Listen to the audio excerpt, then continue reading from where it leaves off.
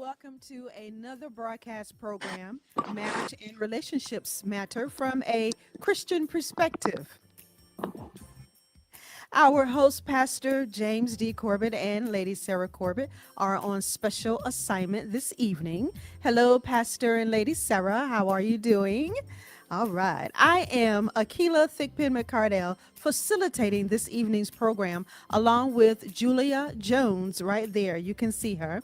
And if you can't see her, then you will be able to hear her. Hello, Sister Julia. Hey, Sister Keela. All is well? All is well. All is awesome. Okay, awesome, awesome. Hello to our awesome radio network of listeners, Greenville, Pitt County, Rocky Mount, and New Bern. Also, a big hello to our viewers on social media. Thank you for joining us today. So, Sister Julia was here last time, September the 15th, sharing with us her life experience, life as a widow at an early age. She is back this evening to give us more insight into her widowhood walk. Now that you are a widow, what's next? Hello, Sister Julia. How are you? I'm fine. Glad to be back. Thank you, Akila, for inviting me back. Yes, absolutely. And thank you to our pastor and Lady Sarah for wanting you to do more of widowhood because there's a lot to be known about it, a lot to be taught, a lot to be said about it because it can't be just in one session for us to know and No, understand. no, it cannot. And I also thank my pastor, James D. Corbett, and Lady Sarah Corbett of Greenville Community Christian Church for allowing me to come back and talk about widowhood because, as you said, Akila, you cannot talk about it all in one sitting. It is so much that involves widowhood. Yeah, yeah. All right. So, Sister Julia, let's get started. Welcome back to Marriage and Relationships Matter from a Christian perspective. Tell us again, who is Julia Jones? Okay, my name, as Akila said, is Julia Jones. I have been a widow for 9 years. I was married to Myron A. Jones, and a lot of people in Greenville know him as Pone. That was his nickname. We were married for 30 years. We have one daughter together. She is a realtor here in Greenville, North Carolina, JAJ Realty Company, LLC. My husband, Myron, was a professional detailer here in Greenville, North Carolina. And everyone knew him for his professionalism and cleaning cars. He was the owner and operator of Pones Detailing in Greenville, North Carolina. He was a one-man show.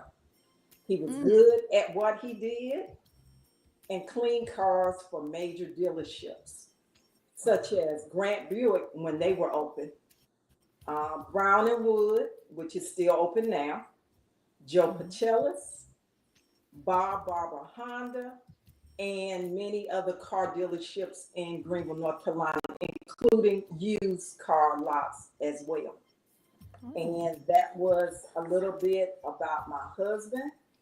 Yet in 2016, just 1 year after I had retired from teaching, and I was a teacher here in Pitt County at South Greenville Elementary, my husband unexpectedly passed away while I was gone on a trip to see mm, my daughter. And I came back mhm, and found him at home, passed away. He mm. had been having health challenges for 12 years, yet he always prayed and believed God for his continued healing. No one ever could tell that he was sick, but he unexpectedly passed away. Wow. Wow. Yes, Okay, what a love story and yes. heartfelt story as well.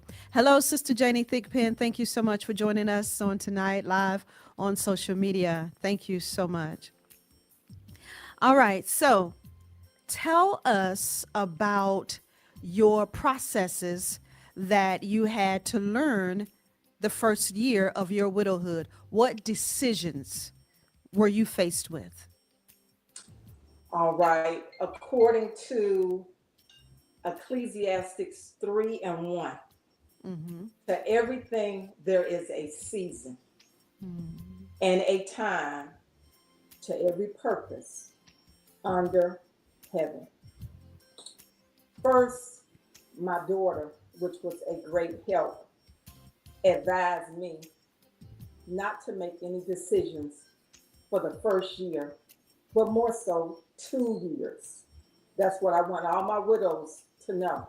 You don't need to be making quick decisions, such as selling your home, Mm. selling vehicles, purchasing large items, etc. Now, why do I say this? Mm-hmm. First of all, I was in a fog and Mm. grieving. Many people would ask me, what do you plan to do with the items that your husband owns? Yeah. First thing come out their mouth, what you gonna do with all this stuff? Mm-hmm. For anyone who has lost a spouse, first thing you're gonna do is get mad. Christ or no Christ. You're gonna get upset because is that what you're thinking of? Is what I'm gonna do with this stuff? What do you want it? Why are you asking me this? Right. It takes time to move through grief and make clear decisions that you won't regret later Mm. once you come out of the process. Because I've talked to a lot of widows, Mm-hmm. females, because I can't speak for males, but for the females, selling stuff, getting rid of stuff. Then once they come out, they look at me and they say, "Oh, I wish I would have. I wish I would have done that. I wish I would have waited." Because you don't know what you need at the time when you are going through the grief stage. Mm. I didn't allow others to direct my plans. Mm-hmm. Don't allow others to direct your plans Mm-hmm. because they will. Everybody will come up to you and look at what you have and think that you don't know what to do with it, which you don't at the moment. You don't, because at the moment you just caught up in grief and sadness. My daughter was a big help to me. She Mm-hmm. would talk to me Mm-hmm. about making decisions. Since it was my first year of widowhood, Yes. decisions are going to be major, ladies and gentlemen. Mm-hmm. You don't want to just be so sad Mm-hmm. that people take advantage of you Mm. because they will. Not Mm-hmm. being, they're not being trying to be conniving or slick about it, but Mm-hmm. they will convince you to do things that you will regret. I still have my husband's business truck, and it was a 1991. It's still in the yard sitting. I'm planning to get that fixed because it's so Okay. old. But it was his business truck. My daughter asked me to keep that because he had given that to her. Okay. He had given that to her. I also have one of his toys that he got when he was got to a certain age. It was his toy when he retired. It's a 2001 GT Mustang, a stick shift. Everybody asked me, well, "What are you going to do with this Mustang?" Uh, it's in storage, Mm-hmm. and I can drive a stick shift. And so it's now 2025. I still have his Mustang, which was his gift to himself when he retired. Okay. I didn't let anybody guide me about that because people still ask me, when you gonna sell a Mustang? Even today, they're still asking. Yes, even today they're still asking. The car only has 22,000 miles on it actually, Mm. and he drove it on the weekends because he was working during the week. But during the week he would drive his business truck. Mm-hmm. So I understand it's a pretty car.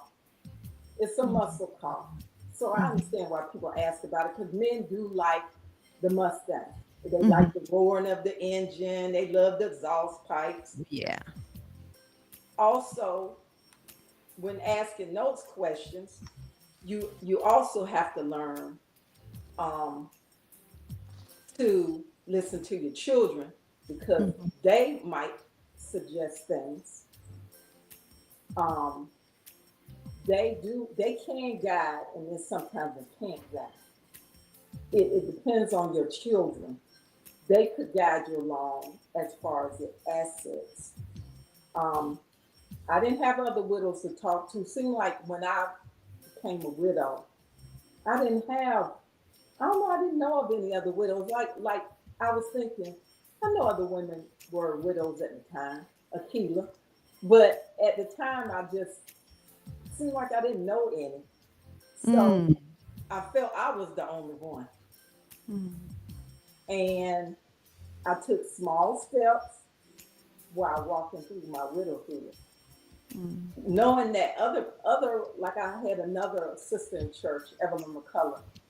Her husband had just, I mean, I'm not sure if he passed before or after. See, that's where the fall comes in because you have people that pass, but because you're in the fall, your years get mixed up. Did they pass before my husband, after my husband? Mm. When did they pass? Um, Right. and as I tell every woman, Akila, can't speak for men, can't speak for men. I'm a woman, so I can't speak for a man. Every person becomes, every person that becomes a widow, they have their own journey. They have their own journey. Some journey through being fake, because I've seen some fake widows that Mm-hmm. are female that act like everything's okay. Mm. Everything is not okay. How do Now, I? let me step in for a little bit. Now, for a small percentage, right? Mm-hmm. Say it is okay with them because they had a volatile relationship with their spouse. Yeah, now, yes, I agree with you on that, Akita. I agree Mm-hmm. with you at that because I've been around a widow that she had a volatile relationship. Mm. And yes, it was okay.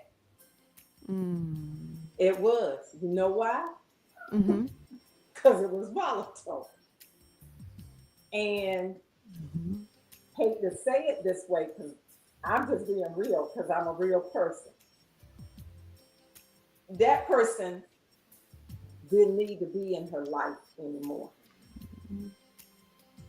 Now, if That you is. had a wonderful relationship, everything is not going to be okay. And we Yes. try to hide it sometimes when you Yes. do have a relationship because you want others to think you're okay, but you don't know how to let that mask down. Mm-hmm. It probably is okay. Like you said, if it was volatile, yeah, it's probably okay. If you had a good marriage, it still could be okay. You could be okay. You Mm-hmm. could. You could. Because I've seen other widows that say they're moving on with their lives. I've heard other widows say, I can't sit around and be sad. I got to move on. Mm-hmm. I understand that. That's you. But for me, Yes. I surrounded myself with positive people, and you Mm-hmm. have to because if you don't, they think you're free to run the streets, free to have a good time, free to just, while they running, you can run too. I That's didn't right. run when I was married, and I'm not running while I'm single. And I consider myself, Akila, a widow that is single. When people say, "Oh, you single," I'm a widow that is single. Mm. I've been married. You know what it feels like to be married. So it's a difference because we're married women. So I wasn't. ever, I was married, now I'm single. So, like I Yes. tell all my ladies, make sure you listen to the Holy Spirit. And Hmm. I know and you can jump in here, Keela, because I could talk. Well, Sister Janie Thigpen wants to thank you for Oh, reaching out to her and helping thank her during yes, her time yes. of Thank you, widowhood. Sister Janie. We communicate, through text, and I'll send her some little Christian scriptures during the week. But we do talk, and I thank God for her as well. Praise I God. thank God for her as well. And another thing I wanted to make sure that I mentioned is that I made sure I heard from the Holy Spirit. That's important. Hmm. Because this scripture rang in my thoughts, John 16 and 13. Hmm. Howbeit, when he, the Spirit of truth, is come, he will guide you into all truth. For he shall not speak of himself, but whatsoever he shall hear, that shall he speak, and he will show you things to come. That is so true. Mhm. That is so true. So true. So, finances. How did the Lord lead you and guide you into how to handle your finances? Did you and your husband Myron have a joint bank account, separate account? Were you able to get into the account? Were you able to rightfully so take over the assets that you two had together without any struggles with it? Well, because I was in a word taught church, and when the late Sister Dolores Corbett, we had, my husband and I, we had a joint account and we had separate accounts Okay. because he did own a business. So you do have to keep your finances kind of separated, and you need to make sure that you can have quick access, which I had quick access to my husband. Hey, Sister Linda, love you too. Thank Um, you so much for joining us, Sister Linda. Thank yes, you. thank you. Um, I had to, we had the accounts together. So his name was on my account, my name was on his account, but they're separate. Um, Awesome. and I also went by Philippians 4:19, but my God shall supply all your needs according to his riches and glory by Christ Jesus. And I realized soon after my husband passed that widows, especially females, are open to be prey to many financial traps. So Okay. I had to check on my mortgage, because we had that. I still have a home, and y'all can see that in the background. Still have a home. I had to change accounts for utilities because my husband had his name on the majority of the utility bills. So I had to go in there and do that. Was That that a struggle? no, it's Okay. simple. You just go in and you tell them, um, my husband has passed. Have that death certificate on you though. Okay. Have that, always have that with you, so that if you do run into something, a situation, you don't have to say, well, let me run home, or I'll get back with you tomorrow. You really Right. do have to have that death certificate to state that, especially at banks, Right. doing any major business where your husband's name was on it, joint with yours. Um, I had to call Social Security for my survivor benefits. Um, Finances, like I said before, women, you need to have those finances together before something major happens. Say for the men, before your wife passes, before your husband passes. You need to know where everything is located. I had to organize financial documents so that I can have access to what we had together. The same thing I did with my mom when my father passed. We went to every uh, place of business that they had their names joined together and closed it out and put her name, just like I closed out accounts and put my name. Um, Did you eventually have a sheet of paper with all your usernames and passwords that your husband had stored in a safe somewhere? Now, he wasn't tech savvy. He Mm-hmm. wasn't tech savvy, Akila. Mm-hmm. So basically, we keep things safe, and so he more so I managed everything as far as keeping a track of things, which I also tell my daughter. African American people need to make sure that their children, and you got to teach them from a young age how Mm-hmm. to keep up with things so that if anything happens to you, there's a mortgage, there's bank accounts, there's insurance papers, there are things that you all need to know, not hunting and trying to find stuff. I didn't have to hunt to find anything for my husband. Great.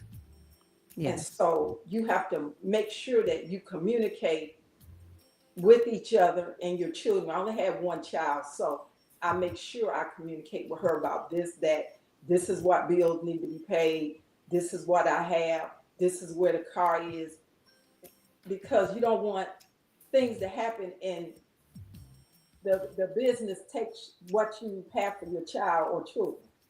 Mm-hmm. So, when closing out accounts, I added my daughter to my account. I was on my husband's, so I added her to mine. So, you need to, I have an investment. I have a financial investor that's right here in Greenville that Mm-hmm. I invest with. So, you know, I teach.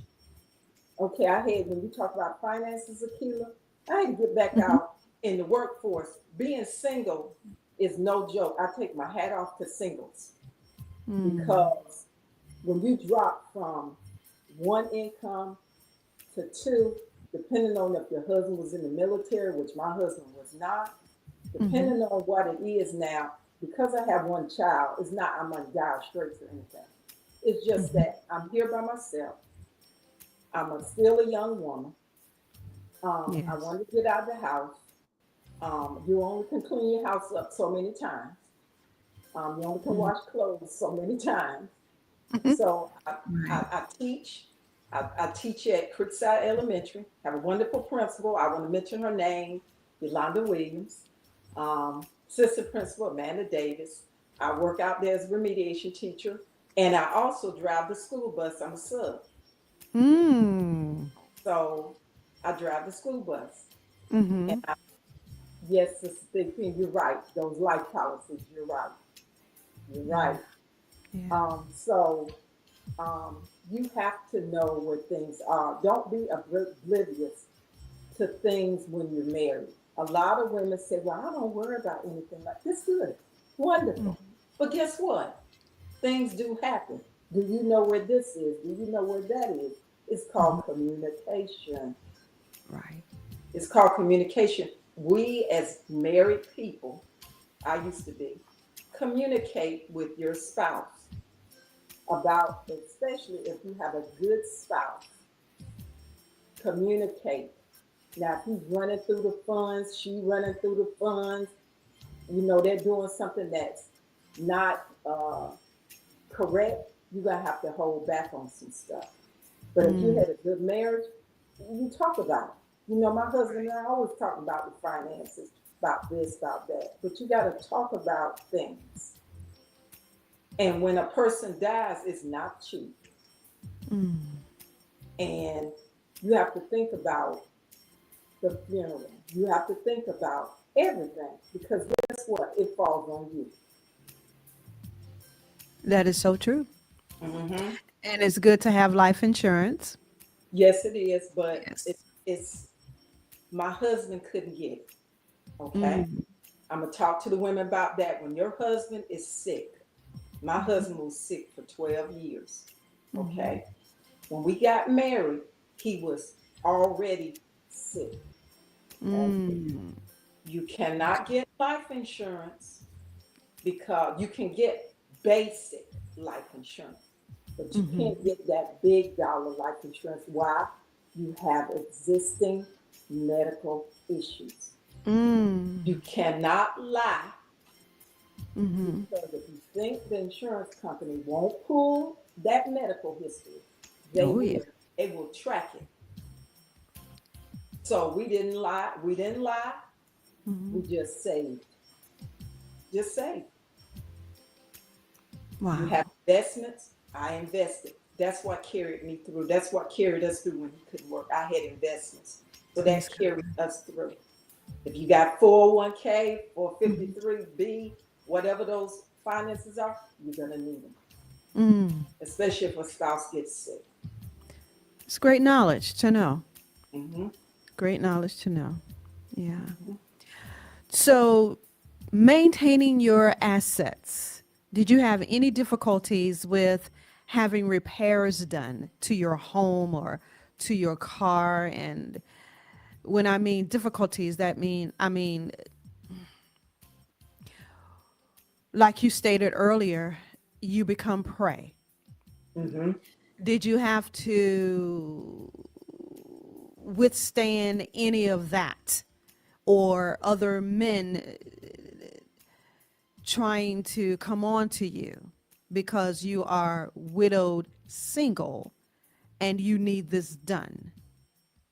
Speak to that. Okay, while I was in the grief process, Mm-hmm. maintaining, as you said, Akila, Mm-hmm. when you have a home and cars, you are in grief. You don't see anything. Mm-hmm. Things around my house went all right, all right.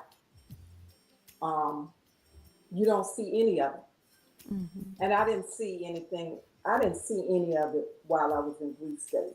You don't see the grass. You don't see the inside of your home. Mm-hmm.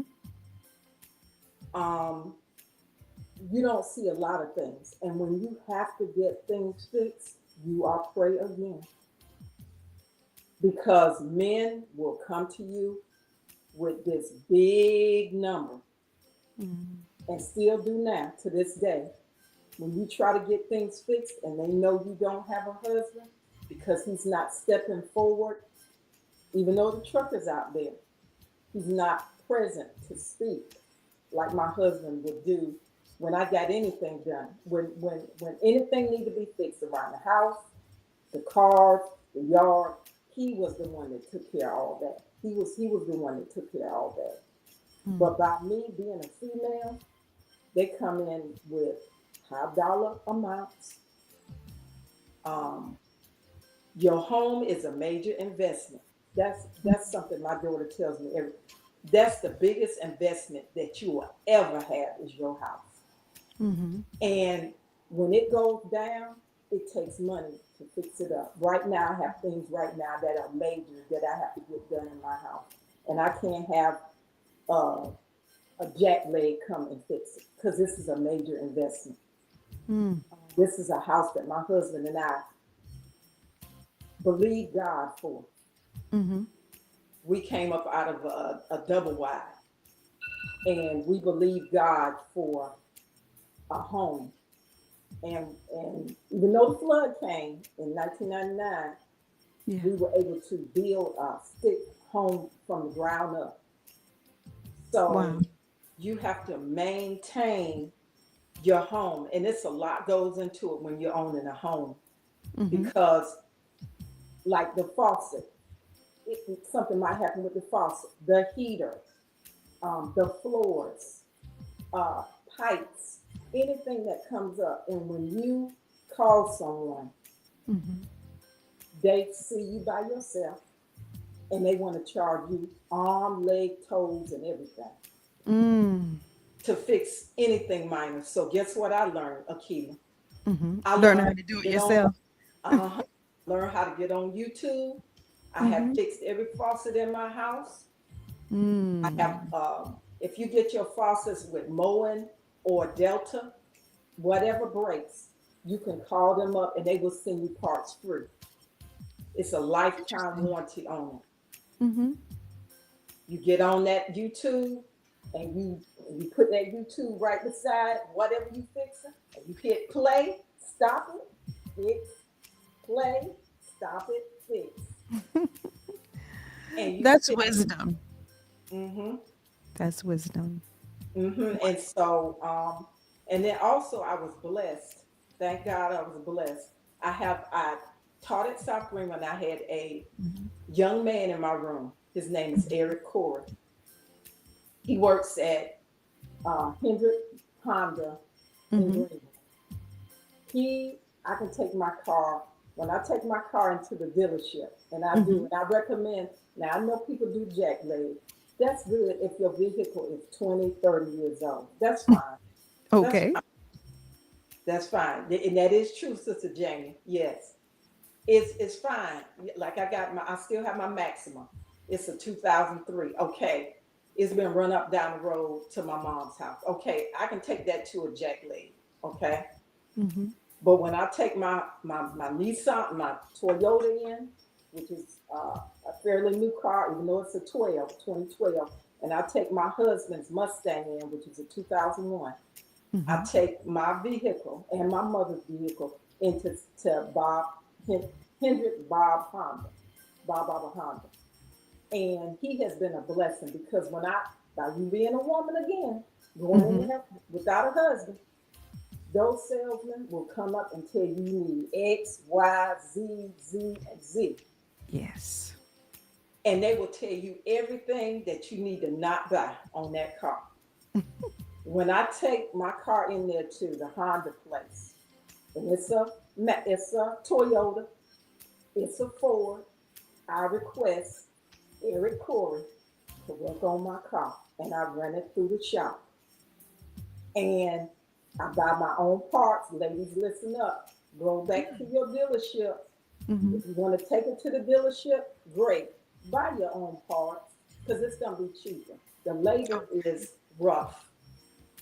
The labor is rough. And because Eric knows me, I taught him in third grade, and my husband knew him and Mm-hmm. talked to him as a young man. I take my car in there, and they know when I take it in there and I put it on the website.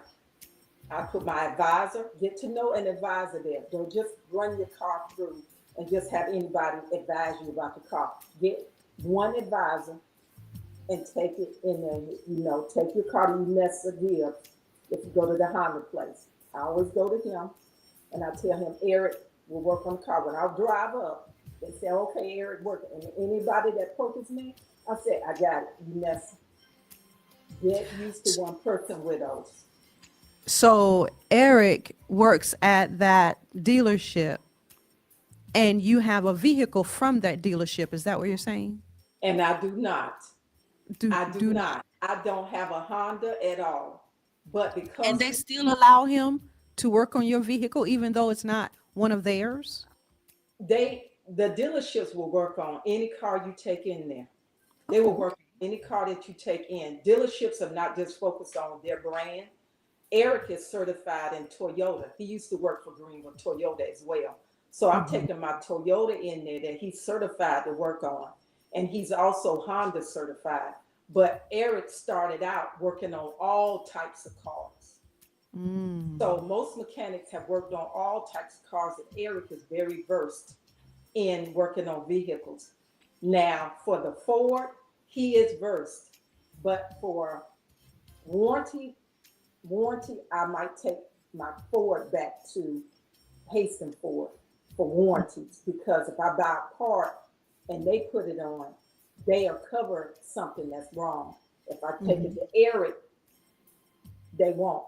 The Mustang is a collector's item. So Hmm.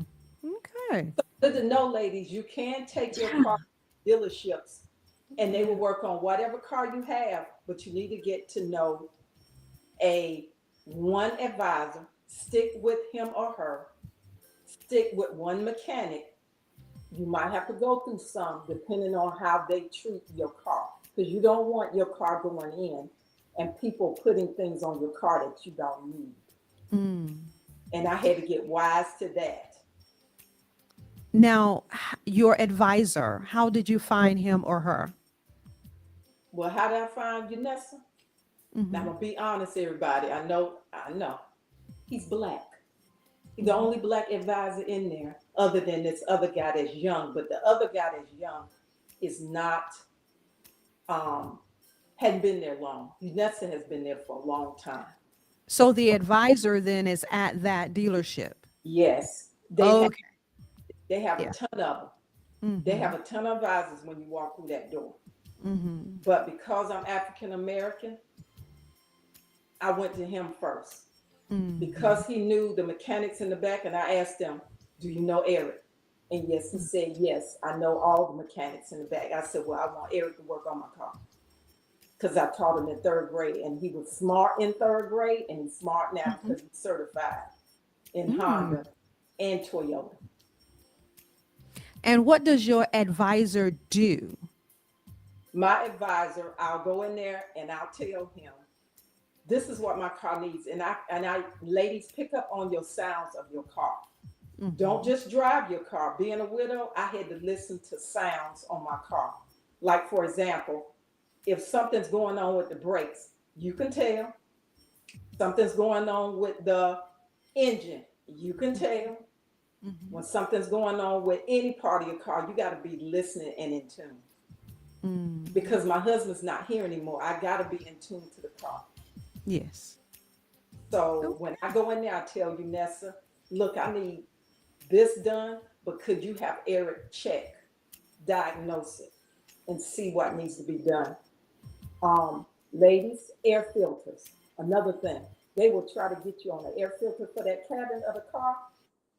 Now you get it changed and keep a watch on when you got it changed, because they'll come right back. This is any dealership. That's any dealership, not Mm-hmm. just any dealership. Hmm. So, hey, Sister Janice, they they any dealership, when you're without your husband, they Hmm. will they will try to go, excuse my language, ham on you.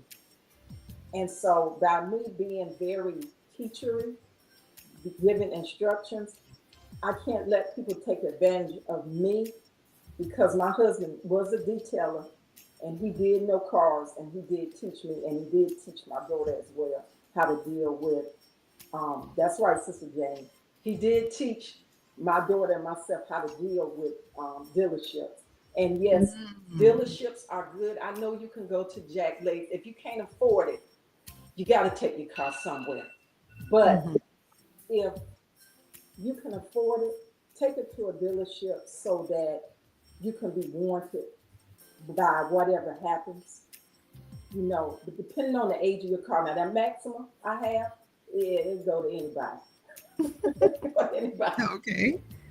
Because it's in good shape still. It's still running. It's got 287,000 miles on it. But women, don't, now another thing, don't get, make sure when you get brand new tires, you run them to the end, keep them rotated. Every time you get an oil change, rotate them. Rotate your tires every time you get an oil change. Mm. Now, how can you tell if your tires were rotated?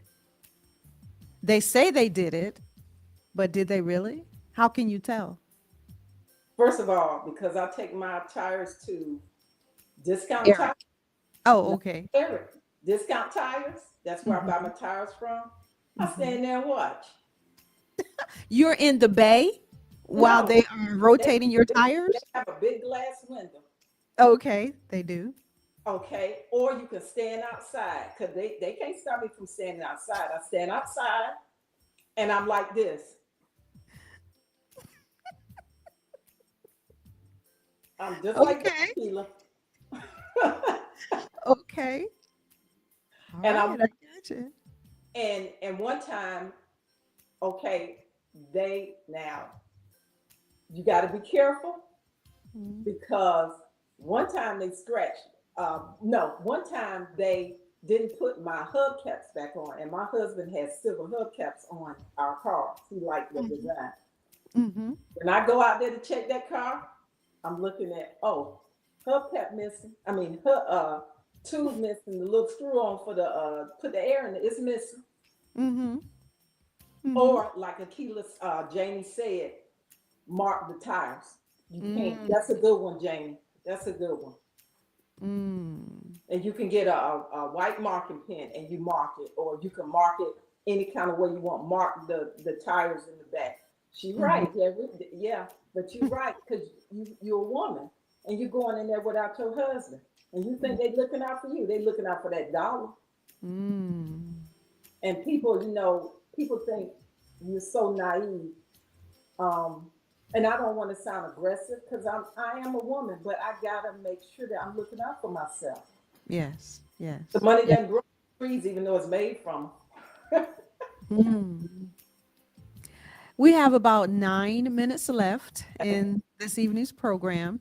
Julia, there's a burning question that inquiring minds want to know. Okay, go And ahead. we'll get to the spiritual life after this one, right? Okay. Another man relationship. And I said it this way because as Christian people, Hmm. Christian, in this case, Christian women or Christian woman, we don't do the other stuff. Right, It's man and woman. So that's why I said another man relationship.